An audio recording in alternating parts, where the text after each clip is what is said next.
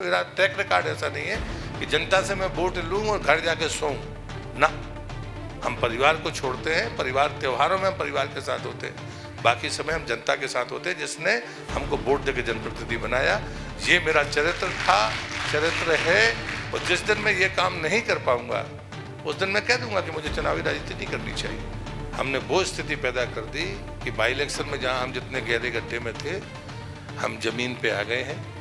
और मानकर चलिए कि विधानसभा में अगर मैं इसकी बात करूं 4 सीटें हैं, 2 हमारे पास हैं, 2 हमारे पास नहीं हैं। ये जिला, यहाँ की जनता अभी भी भारतीय जनता पार्टी की विचारधारा और उसके विकास के मॉडल से सहमत है। हाँ, व्यक्तियों की सामर्थ्य होती है, जिनके पास पैसा होता है वो परिणाम को प्रभावित कर देते हैं, लेकिन एक बार बार नहीं।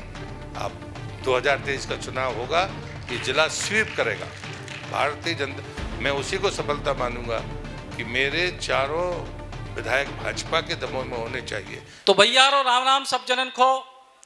और दमोह जिला में हम सब हैं, दमोह शहर में हम सब हैं, रानी दमयंती के शहर में हम हैं।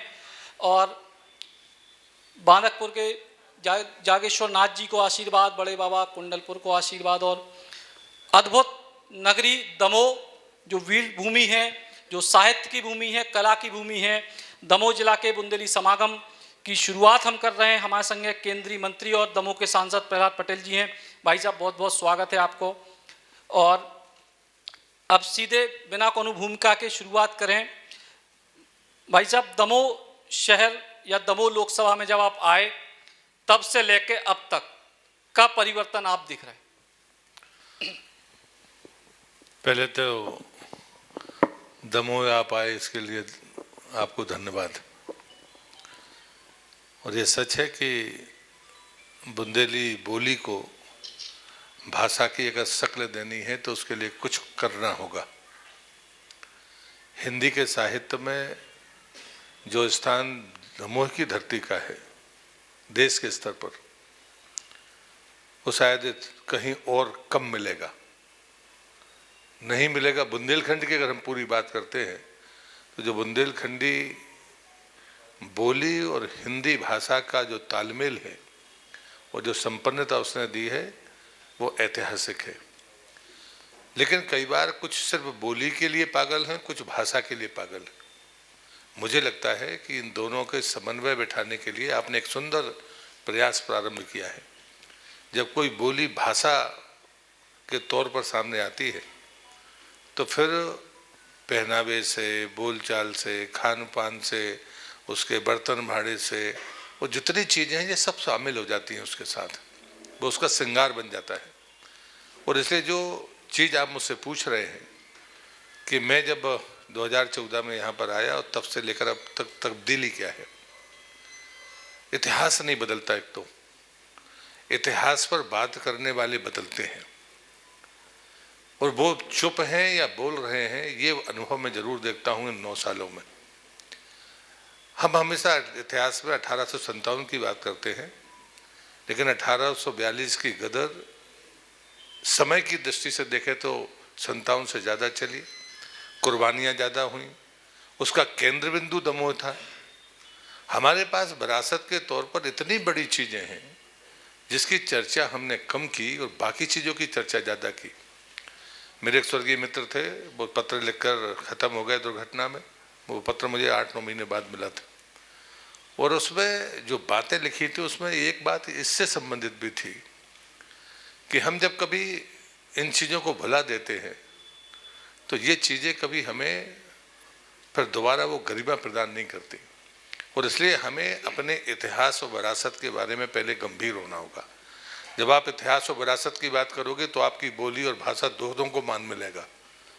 और यदि हमने उसमें कहीं कटौती की है, हमने सिर्फ खाली पैसों का हिसाब किताब दुनिया को बताया, तो ना तो ये हमारी सांस्कृतिक विरासत है और ना तो इस बुंदेलखंड की धरती का पानी वो कहता है। अगर हम राष्ट्रभक्ति भी अगर हमें सीखनी है, जन्मभूमि के प्रति प्रेम सीखना है, तो हम रामायण का उल्लेख करें, हम गौरवान्वित होते हैं। लेकिन हम अपने किन्हीं कवियों का भी करें जो कहते थे कि साहब हम मर जाएं, चाहे बिल्कुल बीच गंगा के बीच में मर जाएं, तो भी हमें ला के भैया जखौरी में जलाइए ताकि हमारे परिजन और हमारे चेटका पर से खोंदत हुए चले जाएं। ये कहने वाले लोग हैं। तो मुझे लगता है कि इन चीज़ों को जो अगर हमने उपयोग किया होता गर्व के साथ तो चीज़ें आगे बढ़ती। और मुझे इस बात का गर्व है कि मैं इस संसदीय क्षेत्र से संसद सदस्य बनने के बाद, चाहे संत चूड़ीराम हो, चाहे रमा मिस्त्री जी हो, हमने उनकी हो या बकायन की, जो सबसे देश की दूसरे नंबर की गुरु पूर्णिमा की परंपरा है बकायन की, जो संगीत की शैली है, उसकी बात करें, या राजा किशोर सिंह की बात करें, या दीवान साहब की बात करें, जो भी हमारे ऐतिहासिक चीज़ें थी, हमने उनको संसद में जब रखा तो लोग उसको ध्यान से सुनते थे, किसी ने आलोचना नहीं की। और इसलिए मुझे लगता है कि हम अपनी पुरखों की उस विरासत पर गर्व करें। मतलब आप पिठूर के बाद दूसरी जो ऐसी जगह है दमोह, जहाँ पर अंग्रेज 2 बार हारे, लेकिन हमने इसकी अगर चर्चा नहीं की है तो हम कौम को देना क्या चाहते हैं, हम आने वाली पीढ़ी को विरासत में क्या देना चाहते हैं।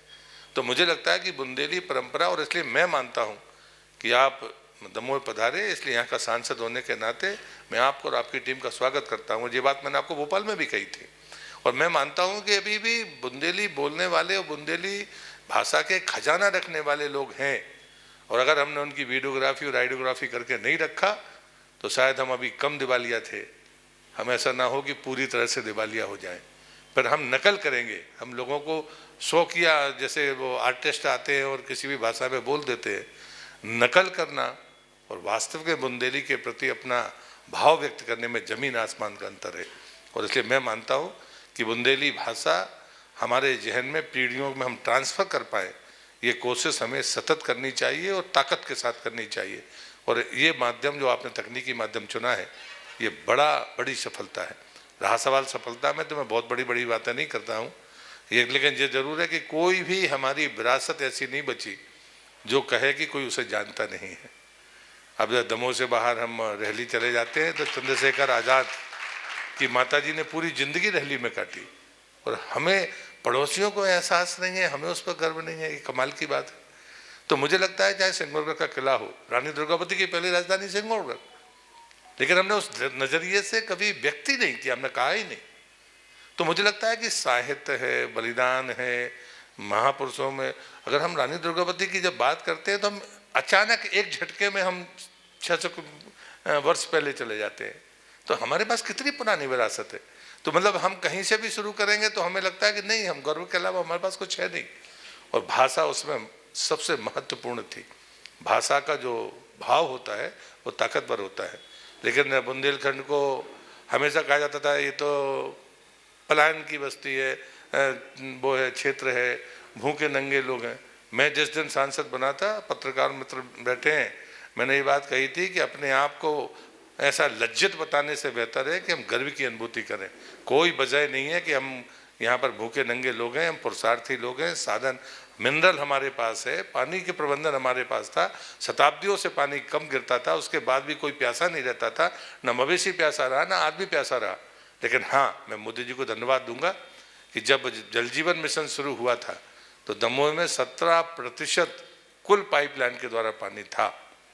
और आज हम गर्व करते हैं कि शायद एक आध महीने या 1.5 महीने के बाद हम लगभग 68% परिवारों तक पानी पहुंचाने में सफल होंगे। और इसलिए मुझे लगता है कि चीज़ें ज़रूरी हैं, लेकिन संयम ज़रूरी है। बुंदेलखंड के लोगों को पानी की बहुत कीमत पता थी। वो पानीदार तो थे ही, लेकिन उनको पानी की भी कीमत पता थी। ये दोनों बातों के बीच समन्वय हमारे आने वाली पीढ़ी बनाए। मुझे लगता है ये हमारी भाषा इस बात के लिए बेहतर ढंग से कह पाएगी।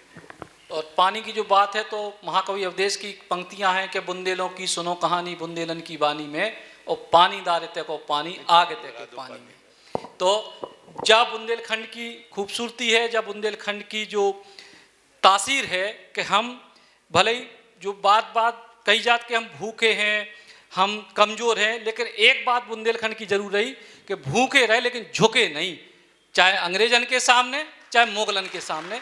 जब बुंदेलखंड की बात है तो भाई साहब जो आपने कही कि जी तरीके की जो विरासतें हैं, और आपको जो लोकसभा क्षेत्र 3 जिलों में लगत है, तो इको आगे बढ़ावे को का विचार है कि जब आपने पहचान कर ली कछु अच्छे कार्यक्रम भी भय, लेकिन अब जो विरासतें और तेजी से आगे जाए एक विकास के तौर पे, पर्यटन के तौर पे, ई के लाने की प्रकार से काम शुरू। मुझे लगता है कि एक तो जब चर्चा हुई तो लोगों ने उस तरफ आना शुरू हुआ। दूसरी बात होती है कि कनेक्टिविटी। एक समय हमारे पास में सड़कें अच्छी नहीं थी, रेल ऑलरेडी थी यहाँ पर लेकिन सड़कें अच्छी नहीं थी।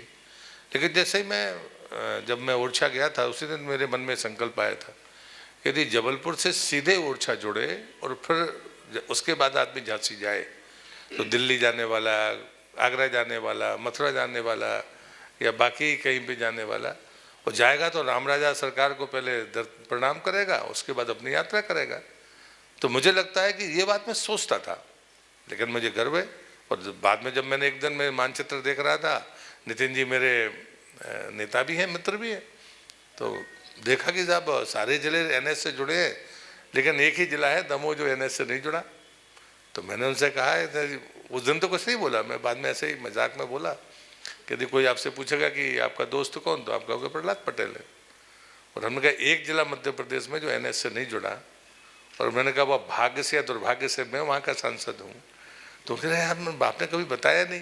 तो हमने कहा अभी हमने ऐसे देखा नहीं, जब हमने देखा तब हमको समझ में आया, तो वो कलंक भी मिट गया। और अब जबलपुर से क्या अमरकंटक से ओरछा तक एक सीधा मार्ग हो जाएगा और वो रास्ता दमोह से होकर जाएगा। और उनमें अच्छी बात यह है कि नितिन जी का एक अलग तरीका है। नॉर्थ साउथ कॉरिडोर आप अच्छी तरह से जानते हैं कि उसमें कुछ स्थान थे जो मेरी कॉन्स्टिट्यूंसी के थे, और जहाँ महाराजपुर है, गौरझामर है या देवरी है, तो बाईपास पे क्रॉसिंग के समय बहुत एक्सीडेंट हो रहे थे। तो मैंने उनको कहा कि साहब ये तो डीपीआर का डिफेक्ट है, या तो वहाँ अंडरपास होना था या फिर ओवरब्रिज होना था। एक लगभग लाखों की आबादी रोड के उस पार है, केसली और टड़ा केसली तक गांव है इतने सारे, बाजार का केंद्र उनका गौरझामर है, तो आना तो रुकेगा नहीं, तो ये दुर्घटनाएं होती रहेंगी। नितिन जी प्रैक्टिकल आदमी है, उनने पूरे कॉरिडोर का, मैंने उनको कहा था कि आप झांसी के उधर से 2-3 जगह जर्क लगते थे, आप स्पीड से आते थे तो अचानक गाड़ी उठ सकती थी। तो मैं चूंकि बाई रोड चलता हूँ तो मैं नोट डाउन करता था, तो मैंने उनको बताया कि ये से लेकर और मैं सिवनी तक जाता हूँ और ये हमारा आमतौर पर चलने का रास्ता है। मैं उनको धन्यवाद दूंगा आपके माध्यम से कि उनने सिर्फ, मैंने तो कहे थे 5, उनने 21 स्थान चिन्हित किए टेक्निकली जहाँ एक्सीडेंट होते थे, जहाँ पर जर्क लगते थे, और एक साथ उन्होंने फैसला किया कि सब पे अंडरपास है तो अंडरपास या ओवरब्रिज है तो ओवरब्रिज बनेगा, ताकि ये स्थायी समस्या खत्म होनी चाहिए। अभी इस रोड की घोषणा हुई तो वैसे नहीं तो हम चिट्ठी लिखते और मांग करते, अब ये जमाना मोदी सरकार में है नहीं। अब उन्होंने सीधे कह दिया कि साहब गुहारा में भी बाईपास बनेगा, दलपतपुर में भी बाईपास बनेगा, बड़ा गांव में, यानी जितने कस्बाई जगह पड़ेंगे, यहाँ हमारा अभाना, नौटा, आपका जबेरा, संग्रामपुर, मतलब जो जो मार्केट के एरिया या थोड़ी या बढ़ती आबादी है वहाँ ऑटोमेटिक बाईपास बन जाएंगे। तो मुझे लगता है कि आपने मांगा सिर्फ सड़क, लेकिन आपको उसके साथ क्या क्या चीज़ें मिली। उन्होंने कहा कि ओरछा में तो कहीं मुझे बाथरूम दिखता नहीं। उन्होंने सीधे कहा एनएचआई के अधिकारियों को कि आप यहाँ पर अलग से ये बनाइए ताकि लोगों को असुविधा ना हो, और ये खर्चा ना राज्य सरकार देगी ना ओरछा का ट्रस्ट देगा, ये एनएचआई करेगी। तो ये अब डेवलपमेंट का मतलब है कि हम आने वाली पीढ़ी और ज़रूरतों के आधार पर चीज़ों को इंक्लूड करके चीज़ों को पूरा करें। इस गति के लिए भी मुझे लगता है कि मोदी सरकार के नेतृत्व में जो काम हो रहा है, तो चाहे पानी हो, चाहे आपका बिजली हो, चाहे आपकी सड़क हो, स्वास्थ्य सुविधाएं हो, चाहे प्रधानमंत्री आवास हो, स्वच्छता के लिए शौचालय हो। अब हर घर में पानी आएगा तो उसके बाद में एक आदमी को 55 लीटर पानी मिल रहा है, 5 आदमी घर में तो 350 लीटर, तो 300 लीटर पता चला 200-250 लीटर उसने 24 घंटे में ग्रे वाटर बनाकर वो फेंकेगा। तो ये गंदा पानी कहाँ पर जाएगा, और पानी तो उतना ही है आपके पास। और मुझे लगता है कि ये भी एक नया अनुभव है कि सतधरु से लगभग 1200 गाँव को पानी सिर्फ एक उस डैम से। प्रधानमंत्री का विजन कमाल का है, वो कहते हैं कि पानी बरसात का इकट्ठा करो, पहले पानी पहुँचे और शुद्ध पानी पहुँचे। अभी आप सिंगौरगढ़ जाएंगे तो 88 मीटर पानी लिफ्ट करके सिंगौरगढ़ में, और फिर वो तेंदुखेड़ा के पहाड़ पर पहुंचाया है, और ग्रेविटी से पानी पहुंच रहा है। अभी तो लोगों को पता ही नहीं है कि साहब 88 मीटर पानी लिफ्ट करके पूरे तेंदुखेड़ा के पठार को पानी दिया गया है। तो इसी जिले में टेक्नोलॉजी का ये उपयोग है, तो देश में तो खैर और भी एक्स्ट्रा ऑर्डिनरी प्रयोग हुए। एक सवाल चूंकि भोपाल में हमने आपसे नहीं पूछे तो दमोह में हम पूछ रहे हैं कि एक सांसद के तौर पे वर्किंग कैसी हो। प्रहलाद पटेल जी कई बार लोगन को जो लगत कि आज ये थोड़े से अलग हैं, बेकत के भैया हम जब कोई सहयोग मांगबे या कोई कहे अस्पताल चिकित्सा, तो विगत के हम उस व्यवस्था को बेहतर बनावे में भरोसा रखत, हम बहुत ज़्यादा दिखावे में भरोसा नहीं रखत। और सांसद के जो वर्किंग है वो एक अलग किस्म की है। या एक सवाल आपसे नहीं, अलग किस्म से दो प्रकार की बातें। अभी मैं प्रधानमंत्री का परीक्षा पर चर्चा सुन के आ रहा हूँ। हमें दबाव में नहीं आना चाहिए। कोई अच्छा काम कर रहा है तो ये मेरा विवेक कहता है कि आप अच्छा काम कर रहे हैं तो फिर मुझे आपके साथ खड़ा होना चाहिए, भले आप मेरे आलोचक हों या मेरी गलती देखते हो। आप बुंदेली के लिए काम कर रहे हैं इसलिए मैं आपको सल्यूट करता था। मैंने उधर भी कहा था, अभी फिर कह रहा हूँ।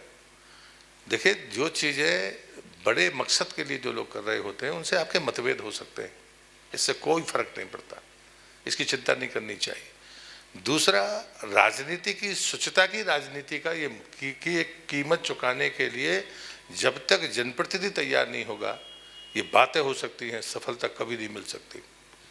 जब कभी आप व्यक्तिगत चीज़ों के लाभ के लिए लोगों के सामने जाते हो कि लोग जिसकी हम मदद करेंगे वो हमारा पीछे चलेगा, अगर आप उसके दर्द के आधार पर हजारों लोगों को बिना मांगे दे दो जो प्रधानमंत्री कर रहे हैं, तो वो अच्छा है या एक आदमी की मदद करना वो अच्छा। और मैं दावे से कहता हूँ कोई अपने जेब का पैसा नहीं देता। बुरा मत मान, मतलब मैं इसको मैं इसका आलोचक था, आलोचक हूँ और आलोचक रहूँगा। आप व्यक्तिगत मदद देकर अपने पिछलग्गू बनाना चाहते, आप उसकी समस्या का समाधान करना नहीं चाहते। मैंने कभी किसी को मना नहीं किया। कोई आदमी एम्स आता है तो मैं उसको अपने घर में रोकता हूँ, लेकिन मैं उसको होटल में रोकने की औकात मेरी नहीं है, ये कहने में कोई संकोच मुझे नहीं है। वो मेरे घर में रुकेगा तो मेरा खाना खाएगा, मेरे घर में रुकेगा वापस आ जाएगा। तो मदद करने में मैं मना नहीं करता, लेकिन मदद के तरीके पर मेरा मतभेद है। मैं उसकी खिलाफत करता था और करता रहूँगा। तीसरे आखिरी में मुझे ये भी लगता है कि जब से मैं आया, अब अलग क्यों हूँ ये तो वही बताएंगे जो अलग मुझे मानते हैं, मुझे तो नहीं पता। पर ये मैं हमेशा ये मानता हूँ कि शुरू में लोग बहुत आपत्तियाँ करते हैं। प्रधानमंत्री जी ने अभी कहा कि टोका टाकी, आरोप और आलोचना तीनों में अंतर है। जैसे बुंदेलखंडी में एक शब्द है ना, बोण खेले दे दैयो, ना ही अंग्रेजी में मिलेगा ना हिंदी में मिलेगा। बोणने में तो पूरा वाक्य लगेगा कि तनक आगे चल के और फिर पकड़ा दो, तो बोण के दे दो जो बुंदेलखंडी में हो सका थे। तो हम बोण के देने वाली भाषा को तो मानते हैं, लेकिन वो पूरी रामायण जो लोग करते हैं उसको मैं नहीं मानता। तो मुझे लगता है कि हम उसी रास्ते पर है, उससे ज़्यादा अंतर है नहीं। दमोह के और स्थानीय मुद्दों पे हमारे संगे महेंद्र दुबे जी हैं, वरिष्ठ पत्रकार और समाज सेवी शहर के। कछु सवाल आप। भाई साहब, जब आप 2014 में दमोह आए तो कभी सोचा भी नहीं हुआ कि दमोह से आप इलेक्शन लड़ेंगे। ऐतिहासिक आपकी जीत हुई और उस समय आपने एक बात कही थी कि बुंदेलखंड में वैक्यूम है, पॉलिटिकल वैक्यूम है। तो इन 7-8 सालों में वो पॉलिटिकल वैक्यूम फुलफिल कर पाए आप, भर पाए आप कि नहीं भर पाए? नहीं, वैक्यूम का मतलब मैंने कहा था कि लीडरशिप दूसरी पंक्ति की लीडरशिप नहीं है। और मैंने जब कभी आप किसी को कहते हो कि नेता हो तो फिर आपको उससे काम कराना होगा। जब आप ये नहीं कह सकते कि सब काम प्रहलाद पटेल के पास हो, जो ये सही नहीं कह पा रहे थे, बेचारे लिहाज में रह गए। कि जब मैं कहता हूँ कि भाई आप मेरे पास क्यों आए हो, आपने मेरे मंडल अध्यक्ष से या विधायक से बात की, वो कहता नहीं की। वो डायरेक्ट मुझे फ़ोन लगाता है तो मैं कहता मेरे आपस में बात की, वो कहता नहीं की। हम नेता बनने देना नहीं चाहते। और मुझे लगता है कि प्रहलाद पटेल की बपौती नहीं है दमोह, ना हम यहाँ पैदा हुए हैं, हमें तो पार्टी ने पहुँचाया, हम आ गए। तो आप नेता बना के छोड़ के जाओगे या खा के जाओगे, ये तय करना पड़ेगा। और ये दमोह के लोगों को तय करना पड़ेगा कि आपको अपनी लीडरशिप को मजबूत करना। आप हमें अपना नेता मानते हो, लेकिन मैं यहाँ का नेता नहीं हूँ, ये आपको ध्यान में रहना चाहिए। मेरे बाद जो नेता आपको रखने होंगे यहाँ, वो इसी धरती पर होने चाहिए कि बाहर से आया तो होंगे, ये दमोह को सोचना होगा। और इसलिए मुझे लगता है कि कार्यप्रणाली में कोई फर्क नहीं होता। हमको अच्छे लोगों को प्रमोट करके उनका नेतृत्व सबल करना चाहिए। अगर मैं ही कलेक्टर से बात करूंगा तो मेरे नेता पैदा हो जाएंगे, कोई जो यहाँ बैठे वो जाएंगे तब नेता पैदा होंगे। और आपका पत्रकारिता का इतना बड़ा अनुभव है। दूसरा, मैंने जितनी बातें कही हैं उतना मैंने करके दिखाया। जब मुझसे यहाँ के जिले के बार के काउंसिल में जब मैं गया, डिस्ट्रिक्ट बार में गया था, तो बोले आप क्या गारंटी है कि आप यहाँ रहोगे? लोग अभी भी सस्पेक्टेड है कि कि आप रहोगे कि नहीं? नहीं, मतलब ये 5 साल तुम्हारे कोई सांसद तो रात में दमोह बिताई नहीं, कोई ने, यहीं के रहने वाले रात में नहीं सोए कभी दमोह। तो मुझे लगता है कि जब मैंने ये कहा था तब भी मेरी पत्नी की ज़मीन और वेयर हाउस था, लेकिन मैंने उसको नहीं कहा, मैंने कहा कि मेरा पता गोटेगांव, जिला नरसिंहपुर, मध्य प्रदेश है। देखिए, किसी के दबाव में कभी नहीं आना चाहिए। और बाद में जब मैं चुनाव जीता तो मैंने बताया कि मेरी पत्नी की ज़मीन और उसका के वेयर हाउस है। तो बोले आप उस दिन क्यों नहीं कहा? मैंने कहा वो मेरा स्थायी पता नहीं है, वो मेरी पत्नी का वो है। तो मेरा जन्म स्थान मेरा स्थायी पता है, मेरी कर्मभूमि मेरा स्थायी पता है, मैं यहाँ पर हूँ। तो मैंने ये कहा था कि लेकिन मेरा ट्रैक रिकॉर्ड ऐसा नहीं है कि जनता से मैं वोट लूँ और घर जाके सोऊं ना। हम परिवार को छोड़ते हैं, परिवार त्योहारों में हम परिवार के साथ होते हैं, बाकी समय हम जनता के साथ होते हैं, जिसने हमको वोट देकर जनप्रतिनिधि बनाया। ये मेरा चरित्र था, चरित्र है। और जिस दिन मैं ये काम नहीं कर पाऊंगा उस दिन मैं कह दूंगा कि मुझे चुनावी राजनीति नहीं करनी चाहिए। और ये होना चाहिए। आप जिस जनता को जिस भरोसे के साथ में वोट मांगते हो, हाँ, कोई ये नहीं कह सकता कि मैंने कभी चुनाव के समय किसी को आश्वासन दिया कि मैं ये कर दूंगा, आप मुझे वोट दे दो। आप एक उदाहरण बता दो, मैं राजनीति छोड़ दूंगा। तो मुझे लगता है कि ये इसलिए नहीं कि मैं किसी को चैलेंज कर रहा हूँ, इसलिए कि आप झूठ मत बोलिए। दूसरी बात, मैं दृढ़ता से साथ ये कहता हूँ, आप अच्छा कर पाएंगे कि नहीं कर पाएंगे ये तो समय काल और परिस्थिति पर निर्भर करेगा, लेकिन आप किसी का बुरा नहीं करेंगे ये तो आपका व्यक्तिगत फैसला है, चरित्र है। तो आप इसकी गारंटी दो। ये गारंटी देने की नेता में अगर ताकत है तो नैतिक मूल्यों की राजनीति होगी, उसको कोई टाल नहीं सकता, किसी भाषण की जरूरत नहीं। एक और सवाल मंत्री जी होता है कि जिस तरह का माहौल, राजनीतिक माहौल बदला है मध्य प्रदेश का और खासतौर पे बुंदेलखंड का, आप तो पूरे बुंदेलखंड को घूमते हो और बुंदेलखंड के ऊपर हम फोकस करेंगे। आपकी पार्टी कितना सबल हुई है और कितनी पीछे आई है? क्योंकि एंटी इनकम्बेंसी जो है वो लगातार सामने आ रही है कि सरकार से, प्रदेश की सरकार से लोग नाराज हैं, ऐसा कहने को मिल रहा है। तो कितनी मेहनत कर पाएंगे प्रहलाद जी? मुझे लगता है कि ये परसेप्शन बनाने बिगाड़ने का काम आपका कौन जमात करती रहती है। मैं उसको गलत नहीं कहता कि आप गलत बताते हैं, लेकिन ये भारतीय जनता पार्टी है। एक बात महेंद्र भाई आप समझ लो, कार्यकर्ता पार्टी का प्रसन्न और उत्साहित है, कांग्रेस 10 जन्म में भी हमको नहीं हरा सकती। कोई इनकम्पेंसी हमारे कामकाज पर नहीं हो सकती। शिवराज जी के बारे में कहो, बाकी के बारे में, उनकी योजनाएं, वो कांग्रेस हमको हराएगी। जो संबल योजना जो गरीब आदमी को एक्सीडेंट के 15 मिनट में मदद देती है, उसको बंद करने वाले कमलनाथ, चालू बनाने वाले शिवराज जी और बाद में आकर चालू करने वाले शिवराज जी। गरीब आदमी उनको वोट देगा कि हमको वोट देगा? प्रधानमंत्री आवास योजना, आवास, स्वास्थ्य, बिजली, पानी, सड़क, देश आज़ाद हुआ था संविधान के मुताबिक, ये राज्य के विषय थे। राज्य ने नहीं किए तो मोदी ने अपने हाथ में लिए, और उसके बाद में वो प्रधानमंत्री आवास का पैसा लौटा देने वाले कोई थे तो वो कमलनाथ और कांग्रेस थी। फिर शिवराज जी आए तो उन्होंने फिर पैसा दिया। गरीब आदमी उनको वोट देगा कि हमको वोट देगा? जल जीवन मिशन बुंदेलखंड सिर्फ पानी के नाम पे आप ही लोग स्टोरी दिखाते थे। अभी 2 साल पहले आपने कुएं की स्टोरी बताई थी। यहाँ स्रोत नहीं है पानी के। इस प्रदेश में लगभग 10,000 गाँव ऐसे जहाँ सोर्स नहीं है। इस दमोह को यदि हमने 2024 तक देना है हमको, और अगर हमने 2023 तक 80-90% लोगों को पानी दे दिया, कांग्रेस को वोट देंगे कि हमको वोट देंगे? कमलनाथ ने तो एक काम नहीं किया, पैसे नहीं दिए। आप आंकड़े उठा के देखिए। मेरा आरोप राजनीतिक हो सकता है, लेकिन बैलेंस शीट आप मुझसे मांगिए, मैं डिपार्टमेंट से देने के लिए तैयार हूँ।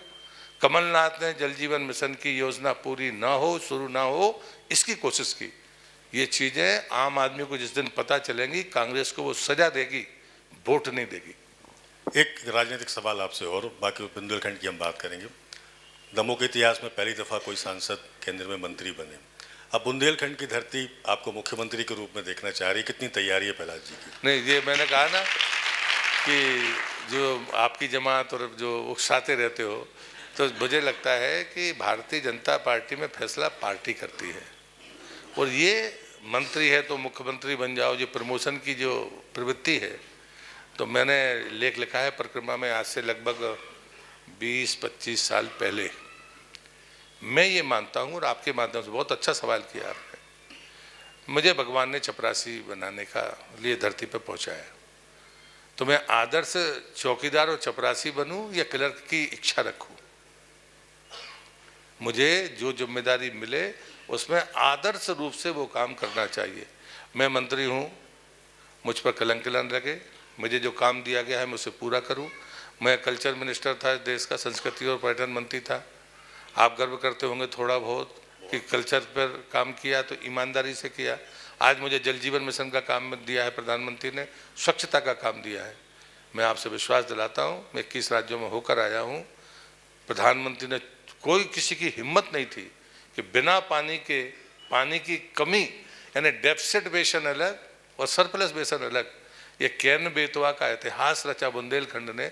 बुंदेलखंड का भविष्य ऊंचाइयां छूना है, तो उसका प्रमाण है ये कि कैन बेतवा का पहला, देश का पहला ऐसा वो योजना है। श्रद्धेय अटल बिहारी वाजपेयी ने जब कहा था तो लोगों को समझ में नहीं आया था कि नदी जुड़ेगी कैसे। आज पूरे देश की मैपिंग है, जितने हिस्से में सूखा पड़ता है उतने में बाढ़ आती है। और आप पूरा देश का मैपिंग कर लो, इतिहास है इसका कि जितनी जगह में सूखा पड़ता है उतने में बाढ़ आती है।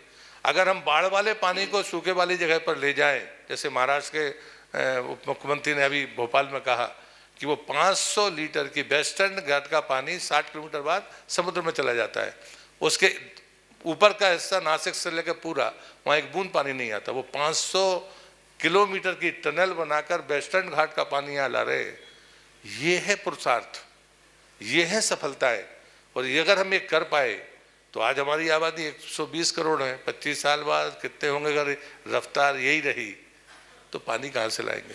तो ये जो चीज़ें हैं, ये सफलताएं हैं, ये मील के पत्थर। अल्लाह माने कि प्रहलाद जी राजनीतिक सवाल का जवाब भी विकास से जोड़कर देते हैं। बुंदेलखंड की जनता जो राजनीति का मतलब ही विकास है, माल कमाना नहीं है। तो मुझे लगता है आप जहाँ रहें वहाँ पर अपना काम करिए मस्त। इसी से संबंधित एक सवाल, आपको लगता है कि वाकई में बुंदेलखंड का जैसे विकास होना चाहिए था, नेताओं ने केवल माल कमाया, विकास नहीं किया? जिनने माल कमाया जनता ने उनको सजा भी दी है। बुंदेलखंड के पानी को कमतर मत आंकिए, वो उसको भोजन होगा या नहीं होगा, लेकिन फैसला करने में नहीं हिचकेगा। हमारे मित्र कह रहे थे ना वो मुगलों के सामने झुके, ना अंग्रेजों के सामने झुके। वो भूखा रह सकता है, लेकिन हमें कोई बुंदेलखंडी भूख मांगते नहीं दिखता। मेहनत करने में कोई कसर नहीं। और इसलिए मुझे लगता है वो न्याय भी कर रहे हैं। और जिसके पास में पानी होता है न्याय वो करता है। और इसलिए मुझे लगता है कि लोकतंत्र में जय पराजय महत्वपूर्ण नहीं होती, महत्वपूर्ण होती है कि आपके बारे में लोग सोचते क्या है। आलोचना कोई करता है, मैं खुश होता हूँ, पर मिथ्या आरोप पर दुख होता है, कई बार लगता है मन खराब होता है। बाकी कोई चिंता होती नहीं, वही प्रधानमंत्री जी भी कहते हैं। चलिए, प्रहलाद जी लगातार सवालों के जवाब दे रहे हैं। बुंदेलखंड के ऊपर सचिन चौधरी जी आगे बढ़ाएंगे।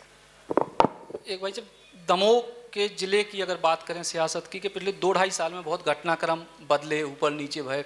अब कही जा रही है कि दमोह जिला, चूँकि आपको लोकसभा क्षेत्र तो ओवरऑल है, लेकिन दमोह जिला एक बड़ी चुनौती भाजपा के लाने बन गया कि आखिर की रास्ता पे आगे बढ़ें, की नेता को लें, की को छोड़ें, की को पकड़ें, की को छोड़ें। तो इस चुनौती में सबसे अहम भूमिका आपकी है भाई। पार्टी का भी बात करें तो आप ही से बात करें, तो ई को निदान कैसे? भाजपा की जो मूल विचारधारा है वो व्यक्ति केंद्रित नहीं है। आप उसको छोड़ दीजिए, उसके आइडियोलॉजी पर, विचार पर, उसके विकास के मॉडल पर, और जो उसमें बेहतर काम करे।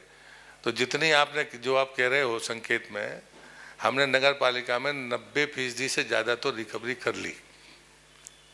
वो सिर्फ किसी व्यक्ति के नाम पर नहीं। और मैं आपको गर्व के साथ कह रहा हूँ। और जो लोग हमारे पार्षद के चुनाव लड़े होंगे, क्योंकि विरोधी ज़्यादा अच्छे से जानते हैं कि हमारे लोगों ने क्या किया। उन्होंने हमारी स्टाइल पे चुनाव लड़ा। छोटे चुनाव जैसे रास्ते पे चले गए हैं, ये रास्ते पे चले गए हैं, वे तो उनमें दुबरो पत्रो आदमी तो चुनाव ही नहीं लड़ पाए है। मतलब जिनके पास में लाखों में रुपये नहीं होते वो तो पार्षद को चुनाव नहीं लड़ सकते। लेकिन मैं दावे से कहता हूँ कि उस मॉडल के बावजूद भी हमने वो स्थिति पैदा कर दी कि बाई इलेक्शन में जहाँ हम जितने गहरे गड्ढे में थे, हम जमीन पे आ गए हैं। और मानकर चलिए कि विधानसभा में अगर मैं इसकी बात करूँ, 4 सीटें हैं, 2 हमारे पास हैं, 2 हमारे पास नहीं हैं। ये जिला, यहाँ की जनता अभी भी भारतीय जनता पार्टी की विचारधारा और उसके विकास के मॉडल से सहमत है। हाँ, व्यक्तियों की सामर्थ्य होती है, जिनके पास पैसा होता है वो परिणाम को प्रभावित कर देते हैं। लेकिन एक बार बार बार नहीं। आप 2023 का चुनाव होगा, ये जिला स्वीप करेगा भारतीय जनता। मैं उसी को सफलता मानूंगा कि मेरे चारों विधायक भाजपा के दमों में होने चाहिए, मैं उसी ही सफलता मानूंगा। मैं उसमें 75% और 50% में संतुष्ट होने वाला व्यक्ति नहीं हूँ। एक कार्यकर्ता होने के नाते मैं कह सकता हूँ, हम उन कार्यकर्ताओं में से हैं जो देश में उन सीटों पर जाकर काम कर रहे हैं जो भाजपा कभी लड़ी नहीं और जीती नहीं। और सचिन भाई, मैं आपको कहता हूँ कि मैं 4 सीटों के नाम दूंगा आपको, और जब 2024 के परिणाम आएंगे तो वहाँ भाजपा का सांसद होगा जहाँ हम कभी लड़े नहीं और जीते नहीं। ये बात मानकर चलिए। तो चारों सीटें तो आप क्लीन स्वीप कर रहे हैं, लेकिन पथरिया विधायक तो आपके जिंदाबाद के नारे लगवा रही मंच से, तो फिर कैसे काम चले? तो इसमें आपको आपत्ति क्यों होना चाहिए? नहीं नहीं, लेकिन मतलब फिर अब वे भी तो यही के लाइन नारे लगवा रही ना कहूँ सांसद जी सपोर्ट करें। मुझे लगता है कि मेरे जीवन में जितना भी लोगों ने देखा, भारतीय जनता पार्टी का चिन्ह, और मध्य प्रदेश में समझौते की कोई समझौता तोड़ने वाले हम ही, 89 में उस समझौते के खिलाफ लड़कर ये साबित करने वाले कि मध्य प्रदेश में हमें किसी बैसाखी की जरूरत नहीं। इसलिए भारतीय जनता पार्टी लड़ेगी और भारतीय जनता पार्टी ही जीतेगी।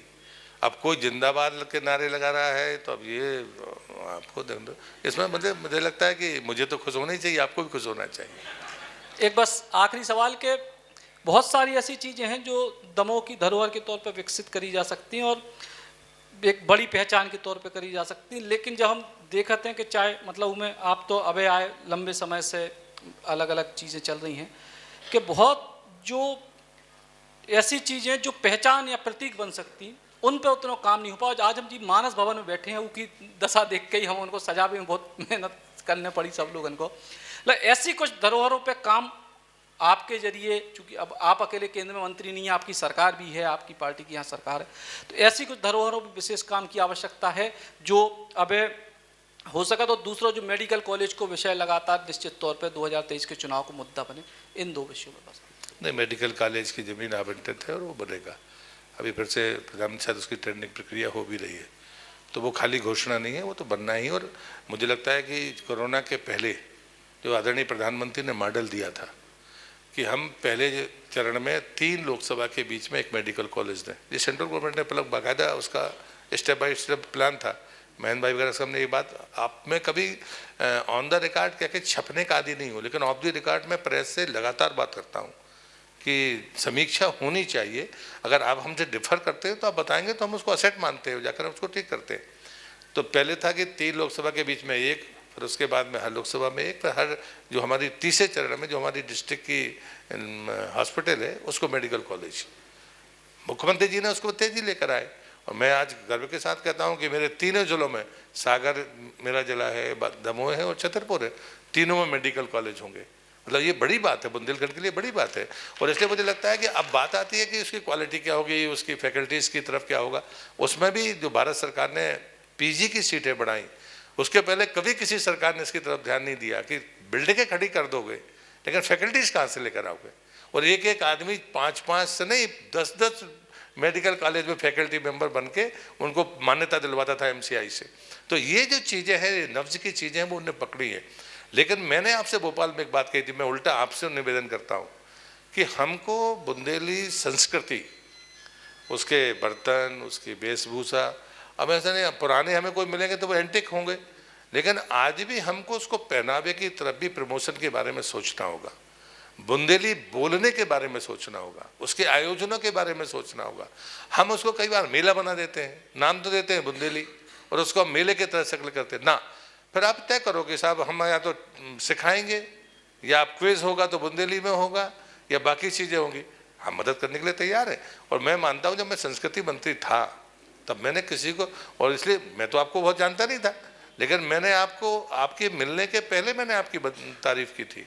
और इसलिए मैं भी कहता हूँ कि जो अच्छे काम करने वाले लोग हैं, आप बड़ा काम कर रहे हो, बुंदेली संस्कृति को बचाए रखना ये सिर्फ मेरी अकेली या आपकी अकेली जिम्मेदारी नहीं है, यहाँ बैठे हर आदमी की जिम्मेदारी है। और इसलिए मुझे लगता है कि जो बात आप मुझे कह रहे हो, ये पिछली एक कार्यक्रम में भी किसी ने कहा था, हम इसके रिनोवेशन का और एक्सपेंशन का बारे में मैं इसके पहले कोई नाली वाली गटर वटर भी था और बहुत तमाशे थे, हमने वो कराए, लेकिन हमने उसको कभी मार्केटिंग नहीं की, क्योंकि ये हमारी जिम्मेदारी है। लेकिन जब कभी सवाल आते हैं तो अच्छा है, आप पूछते नहीं तो हम बताते नहीं। मगर मुझे लगता है कि हम कोई ऐसी चीज़ें भले हम ना कह पाएँ, लेकिन मैं समग्र विकास के बारे में मानता हूँ कि डिस्ट्रिक्ट हेडक्वार्टर में दमोह जैसी जगह में, अब जैसे एक बार बेला ताल का शुरू हो जाएगा तो कुछ हमारी कल्चरल एक्टिविटीज़ वहाँ शुरू हो जाएंगी। तो ये चीज़ें जब तक फिर बड़े कार्यक्रमों के लिए होंगी, लेकिन जैसे आपका टॉक होना है उसके लिए वो बेस्ट वेन्यू है। और हम लोगों ने इन्हीं लोगों पूछ के डिज़ाइन भी वैसे ही कराई थी कि यदि हमको 50 लोगों को बैठ कर टॉक करनी है, चाहे आप साहित्यकार हों, पत्रकार हों, नेताओं को गोष्ठी करनी है, तो एक खुला मन चाहिए, खुला स्थान चाहिए। तो ऐसी चीज़ों पर मैं फोकस करता हूँ। लेकिन मैं पैसा कितना कहाँ से कोई लाएगा, मैं मानता हूँ कि व्यापार की वजह परोपकार के बारे में सोचना चाहिए। पैसा भारत सरकार के पास इतना है कि 3 गुना तेज़ी से खर्च करेगा देश, तब पैसा खर्च हो पाएगा। मैं जल शक्ति मंत्री हूँ, 60,000 करोड़ जल जीवन मिशन के लिए थे, पूरे देश के राज्यों ने मिलकर 21,700 करोड़ ड्रा कर पाए, 38,000 करोड़ लगभग उससे ऊपर मेरे पास है। प्रधानमंत्री जी ने कहा ये लैप्स नहीं होंगे, कैरी फॉरवर्ड होंगे। अभी बजट आने वाला है 1 तारीख को, हो सकता है कि इससे दुगने पैसे हमारे पास हों, लेकिन खर्च करना, और खर्च होगा तो हर परिवार में पानी पहुंचेगा। ये है विज़न, और इसलिए मुझे लगता है ये काम तो रूटीन में होंगे। अगली बार आप आएंगे तो हम आपकी इच्छा के मुताबिक मानस भवन में बिठा पाएँ, ऐसे मेरी कोशिश होगी। तो बहुत बहुत धन्यवाद मंत्री जी। और सबसे बड़ी बात, एक विशेष धन्यवाद आपको देने के, जो पिछले 15-20 दिन पहले जब हमने कार्यक्रम की रूपरेखा बनाई थी, उसके बाद दमोह वालन को गर्व करना चाहिए कि एक नेता है जो सत्य के संग है, खड़े तो खड़े है और खड़े रहो। बहुत बहुत धन्यवाद आपको। जयराम जी के साथ अपने आयोजन समिति की ओर से माननीय मंत्री श्री प्रहलाद पटेल जी का सम्मान यहाँ से करेंगे। मैं आग्रह करूँगा हमारे जिला ब्यूरो आफ्ताब और वरिष्ठ पत्रकार दिनेश शुक्ला जी, जो भोपाल से हमारे बीच में पधारे हैं, हम स्मृति चिन्ह देकर माननीय मंत्री जी का सम्मान यहाँ से करेंगे।